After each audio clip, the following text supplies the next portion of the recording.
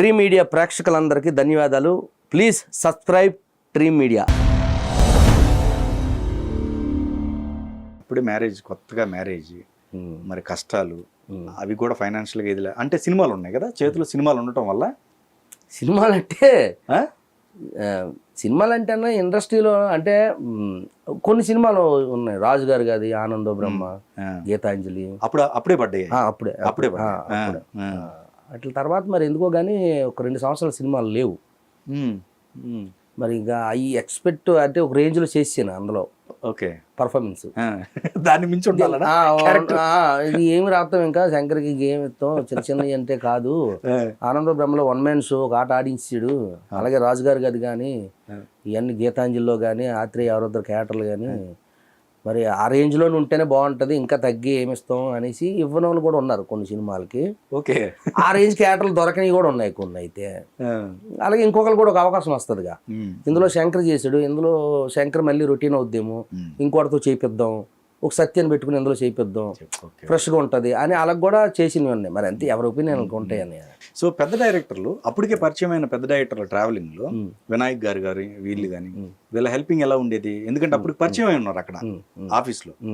వాళ్ళది ఎలా ఉండేది హెల్పింగ్? ఎందుకంటే సినిమాలు అంటే ఒకట్లే ఎక్కువ మేజర్ సినిమాలు వాళ్ళు చేయలే, తక్కువే చేశారు. అవునవునవును. మరి ఆ సినిమాల్లో అయినా లేవు, ఆ సినిమాల్లో ఒక దాంట్లో ఉన్నట్టున్నావు. బద్రీనాథ్లో ఒక చిన్న షాట్లో ఉంటాను, అదురుసులో కూడా చిన్న షాట్లో ఉంటాను. అప్పుడు ఆయన దగ్గర ఉన్నప్పుడే పనిచేస్తున్నప్పుడు, అప్పుడు ఆయన ఇవ్వడానికి కూడా నేను యాక్టర్ని కాదు, నేను అప్పుడు అసిస్టెంట్ బాయ్ ఏదో. వాళ్ళ ఇంట్లో కూడా అప్పుడప్పుడు దోశలు అవన్నీ వేయడానికి వెళ్ళేవాడు నేను అనమాట. అప్పుడు ఏదో వీడికి యాక్టింగ్ పిచ్ ఉందని చెప్పి ఆయన ఇచ్చారు తప్ప నన్ను యాక్టర్గా ఇవ్వలేదు ఆయన. ఎందుకంటే అప్పటికి యాక్టర్ని కాదు నేను, అట్లా లోపల ఉంది కానీ అప్పటికి ఏ అవకాశాలు లేవు, ప్రూవ్ అవ్వలేదు నేను. ఇప్పుడు నేను అయ్యే టైంకి ఆయన మరి సినిమా తీయట్లేదు ఆయన. లేదే జబర్దస్త్ టైం తర్వాత వచ్చే సినిమాలు చేశారు కానీ ఒక 2-3 చేశారు ఆయన. అవును, అదే అంటే ఆరేంజ్ సినిమాలు లేవు కదా. Right okay. ఆరేంజ్ సినిమాలు ఆయన ఇప్పుడు అది నాయక్ తర్వాత వచ్చి మన బద్రీనాథ్, అదుర్సు, చెన్నకేశవ రెడ్డి, ఠాగూరు, అది అలాంటి చేయలేదు ఆయన తర్వాత. ఓకే అలాంటివి చేయలేదు కదా తర్వాత.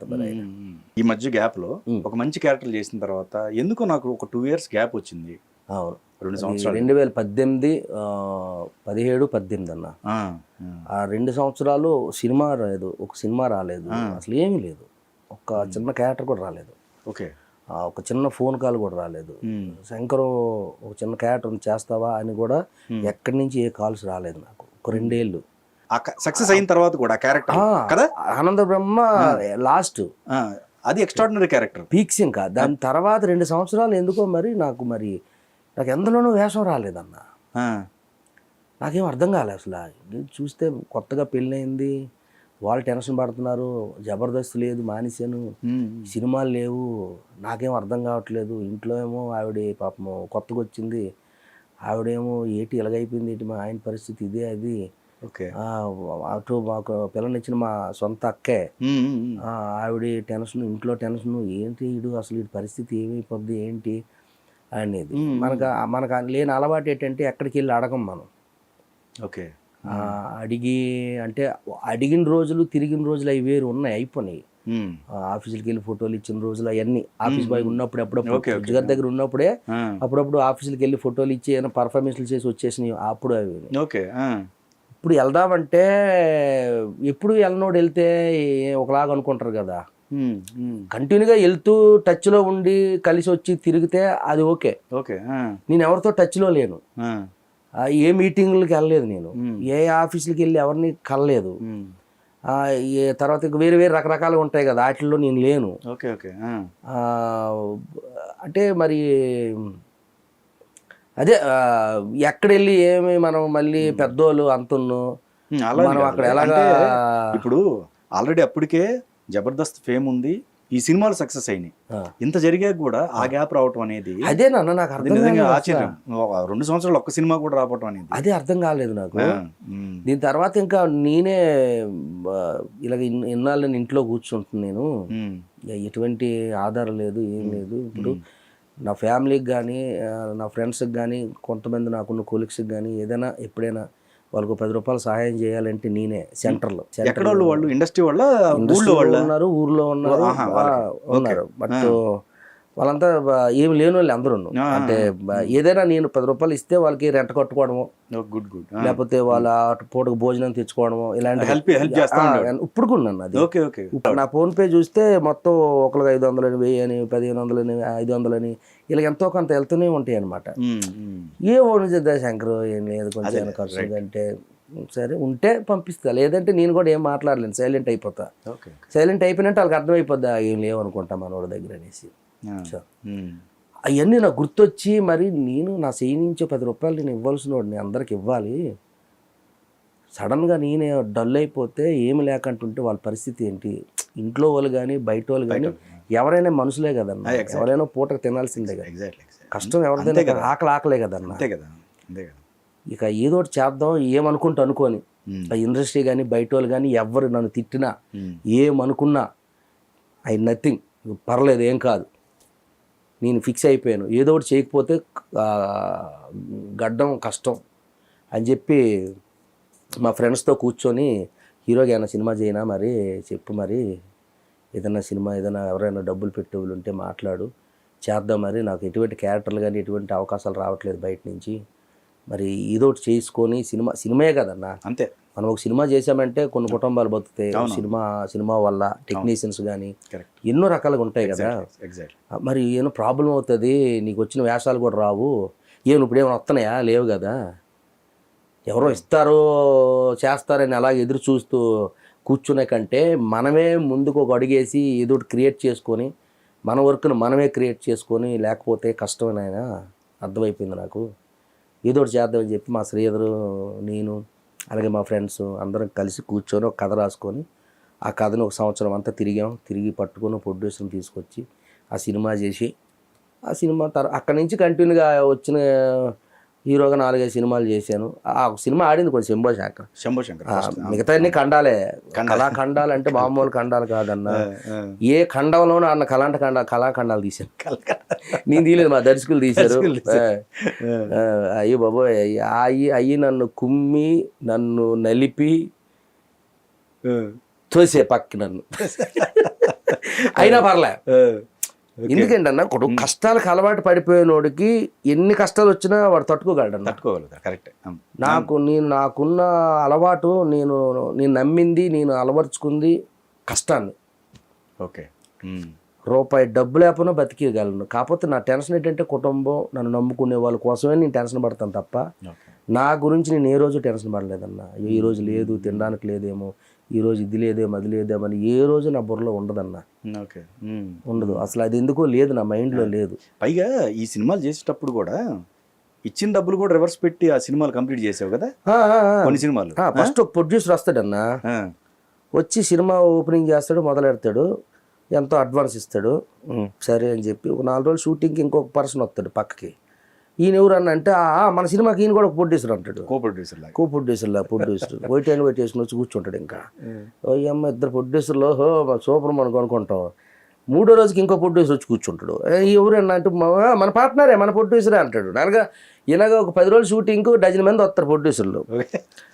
వీళ్ళందరూ ఒకటై సినిమాని తీయడం మొదలెడతారు. ఇంకా అందులో నేను చేస్తున్న దానికి మధ్యన వచ్చి కాదు అలా కాదు ఇలా చేయని అంటాడు. ఆడే నువ్వు డబ్బులు పెడుతున్నావు, అదే చూసుకో, మేము చూసుకుంటాం, ఇదంతా పర్లేదంటే అలా కాదు, ఏదో నేనెంత సినిమాలాగే. అందులో రవితేజ్ గారు యాక్షన్ చెప్తుంటే మన కాటరాజు గారు మంచిగా ఉందిగా, ఉన్నాయి బాగా చేసింది పిల్ల, ఎందుకు దాన్ని ఇబ్బంది పెడతా అంటారు. ఎవడో మధ్యలో మాట్లాడుతుంది అంటారు రవితేజ్ గారు. అలాగే నాకు వచ్చింది కోపం. పేర్లు ఎందుకని చాలా మంది మహానుభావులు ఉన్నారు. ఎందుకే కళాఖండాలు అయినాయి. కళాఖండం అయ్యి ఏ ఖండంలో లేకుంటే వేరే ఖండానికి పంపించారు నన్ను. వాటితో లాస్ట్ వచ్చేసరికి 6గురికి గొడవ పడద్ది. గొడవ పడి మొత్తానికి సినిమాని వదిలేసి 6గురు కాదు కదా ఒక్కడూ కనపడ్డా లాస్ట్కి వచ్చేసరికి. ఇక మళ్ళీ నేను డైరెక్టర్ మా మొఖాలు మేము చూసుకోవాలి. లేదా అక్కడ ప్రొడ్యూసర్ ఉంటే డైరెక్టర్ పారిపోతాడు ఒక్కోసారి, వాడి మధ్యలో ఏదో చేస్తాడు. ఈ మొఖాలు చూసుకోవాలి. మరి సినిమాలుగా ఏంటి, ఇగో పాట ఉంది, ఒక ఫైట్ ఉంది, మరి దానికి ఎలాగనంటే మరి అటు ఇటు చూసి మీరు అప్పుడు ఏదో అడ్వాన్స్ ఇచ్చాం కదా మరి అంటాడు. నాకు అర్థమయ్యేది అందులో నుంచి ఎంతో కొంత ఇచ్చాక పాట చేయి మరి మరి సినిమా ఆగిపోకూడదుగా. సినిమా ఆగిపోకూడదు. ఈ లోపు లుక్లని, ట్రేజర్లని, ట్రైలర్లని, పాటలని వదిలేస్తారు బయటికి. ఓకే. ఈ లోపు అందరూ అడుగుతుంటారు, శంకర్ ఏమైందా సినిమా, ఏమైందా సినిమా, ఎంతవరకు వచ్చిందని. వాళ్ళకి ఎలా సమాధానం చెప్పాలి? అలాగే 1 కాదు 2 కాదన్నా 6 డజన్ సినిమాలు. ఓకే. అన్న 6 డజన్ సినిమాలు అంటే 6-7 సినిమాలు అలాగే జరిగాయి నాకు. ఓకే. ఓకే. అనుకున్నది అనుకున్నట్టుగా ఎప్పుడు తీరు, అనుకున్న టైంకి ఎప్పుడు తీరు.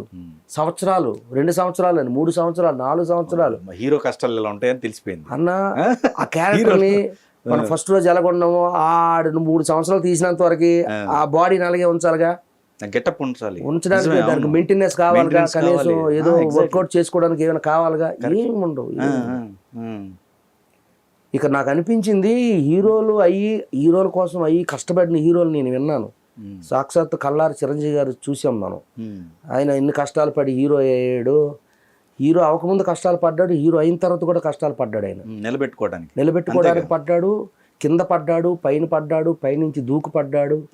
ఆ డ్యాన్సులకి ముడుకులు ఇరిగినాయి, కాళ్ళు ఇరిగినాయి, ఫైట్లలో ఈ వేళ్ళు ఇరిగినాయి. మరి అవి మామూలు కష్టాలన్నా. రైట్. ఈ కష్టాలతో పోల్చుకుంటే నాది ఏం పెద్ద కష్టం కాదనిపించి ధైర్యంగా ఉన్నాను నేను. ఓకే. ఓకే.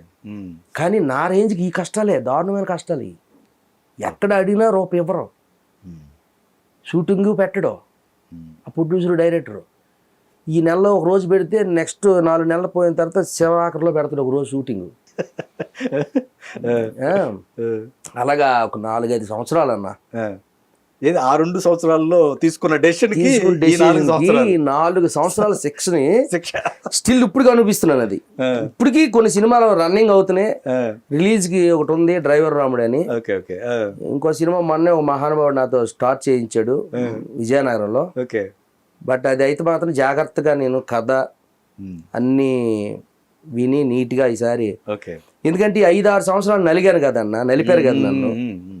నేను ఇందులో సంపాదించుకున్నది డబ్బు పేరు లేదు, కానీ ఒకట మాత్రం నేర్చుకున్నాను అంజన్న. ఏంటంటే బుద్ధి, జ్ఞానం. ఏవి చేయకూడదు, ఏవి చేయాలి, ఎందుకు చేయకూడదు, ఎందుకు చేయకూడదు, అసలు చేయకూడదు. మీకు దండాలు రా నాయన. ఇక నా మైండ్ నేను రీకలెక్షన్ చేసుకొని, ఆహా ఇవి టచ్ చేయకూడదు అయితే నేను. అంటే 5 ఏళ్ళు నలిగితే గానీ నాకు తెలియలే. మరి మధ్యలో క్యారెక్టర్ గా వెళ్ళలేదా? క్యారెక్టర్ ఆర్టిస్ట్ మధ్యలో ఈ మధ్యలో వాటిలో కూడా ఆ 4 సంవత్సరాల్లో కూడా అప్పుడప్పుడు ఏవో వచ్చి కొన్ని వచ్చి కొన్ని వచ్చి ఈ తట్టుకోలేక అలా కూడా ఇచ్చిన వాళ్ళు కొంతమంది ఉన్నారు. ఇంకా ముఖ్యంగా ఏంటంటే ఇది నిజంగా ఈ విషయం చెప్పాలి. నిజంగా నేను డైరెక్టర్ బాబీ గారికి, కోన వెంకట గారికి, మెగాస్టార్ చిరంజీవి గారికి, వాళ్ళ ముగ్గురికి నేను దండం పెట్టుకోవాలన్నా. నా బాధని, నా కష్టాన్ని చూసి వాళ్ళే అసలు నేను అవసరం లేదు ఆ సినిమాకి, ఆ యాస ఒకటి అందులో గురువు గారు యాస మాట్లాడారు, ఆ ఒక్క యాస బతికించింది నన్ను. అదొకటి గుర్తు పెట్టుకొని పిలిచి చిరంజీవి గారి పక్కనే అవకాశం ఇచ్చారు నాకు. గురువు గారే, చిరంజీవి గారే, శంకర్ని పిలండి, శంకర్ బాగుంటాడు ఈ క్యారెక్టర్కి, పైగాడు నలిగిపోయి ఉంటాడు, హీరోగా నలిపేసి ఉంటాడండి, వాడికి ఒకసారి చిన్న జ్ఞానోదయం చేస్తానని చెప్పి పిలిచి వ్యాసం ఇచ్చి అప్పుడప్పుడు టైం దొరికినప్పుడల్లా చిన్న క్లాస్ ఇచ్చేవారు నాకు ఆయన. మరి గురువులు కదా మరి, చెయ్యరా చూసుకొని చెయ్యు, ఫైట్లు చేస్తున్నావు, డ్యాన్సులు వేస్తున్నావు, కానీ విషయం లేదు, కథ లేదు, ఆ ఫ్రేమ్లు ఏంటి, ఆ సినిమా ఏంటి, ఏంటి అది అసలు, నువ్వు తప్ప ఎవడో కనబడ్డా అందులో, తెలిసిన మొఖం ఒకటి ఉండదు, ఫోన్ ఓపెన్ చేస్తే నీదే వస్తుంది స్టిల్. ఇలా కనుక్కొని ఆ పాత సినిమాలు, నా సినిమాలు ఉంటాయి చూడు, అలాంటి స్టిల్ ఎత్తాను, ఉలుక్కు పడుతున్నాను నేను.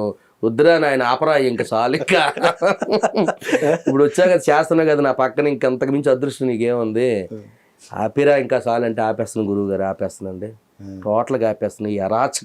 ఈ అరాచకమైన ఈ డిసిషన్ నేను ఆపేస్తాను ఇక నుంచి. మిమ్మల్ని ఇబ్బంది పెట్టను, ప్రజలను బాధ పెట్టను. ఇండస్ట్రీ ఉలుక్కు పడుతుంది, ఒక్కొక్క స్టంట్, ఒక్కొక్క పోస్టర్ అది చూస్తుంటే, స్టంట్లు, పోస్టర్లు, పాటలే వినబడుతున్నాయి. ఇక తర్వాత ఏముండదు.